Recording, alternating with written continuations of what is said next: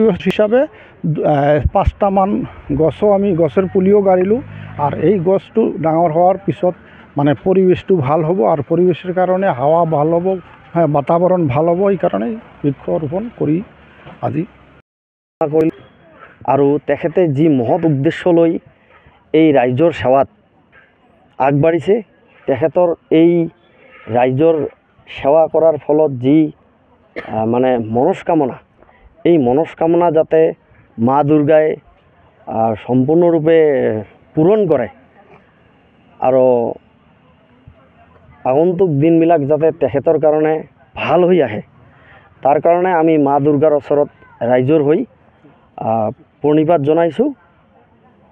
এইখিনি মন্দিৰৰ আধাৰশিলা স্থাপন কৰিল, কি ক'ব?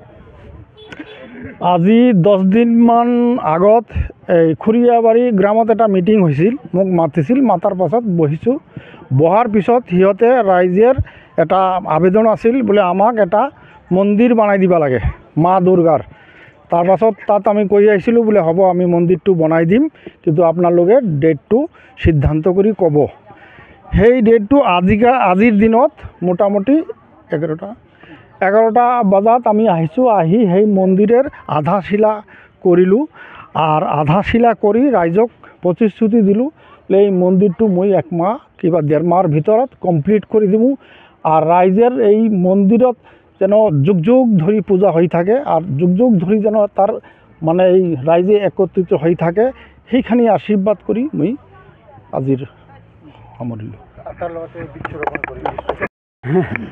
আজি আমাৰ খুৰিয়াবাৰী গাঁৱৰ তথা এই অঞ্চলৰ বাবে খুব এটা আনন্দৰ দিন। তাৰ কাৰণ হৈছে আজি বিশ্ব পৰিৱেশ দিৱসৰ লগত সংগতি ৰাখি মাননীয় সুকুমাৰ দেৱনাথ মহাশয়ে আমাৰ খুৰিয়াবাৰী গাঁৱস্থিত যি দুৰ্গা মন্দিৰ, এই দুৰ্গা মন্দিৰৰ আধাৰশিলা স্থাপন কৰিছে। লগতে কথা দিছে যে অহা 1 মাহ বা 1.5 মাহৰ ভিতৰত তেখেতে এই মন্দিৰ ভাগ সম্পূৰ্ণকৈ নিৰ্মাণ কৰি দিব। তো লগতে তেখেতে আমাৰ এই মন্দিৰৰ পৰিসৰৰ ভিতৰত বৃক্ষৰোপণ কাৰ্যসূচীও এটি ৰাখিছে, যাৰ বাবে আমি তেখেতক ধন্যবাদ জনাইছোঁ। লগতে আমি এই খুৰিয়াবাৰী দুৰ্গা মন্দিৰ প্ৰতিষ্ঠা কৰাৰ কাৰণে মাননীয় নিখিল বৰ্মন আমাৰ লগতে আছে, তেওঁ যি ভূমি দান কৰিছে তাৰ কাৰণেও ৰাইজৰ তৰফৰ পৰা আমি নিখিল বৰ্মনক ধন্যবাদ জনাইছোঁ। লগতে আগন্তুক দিনত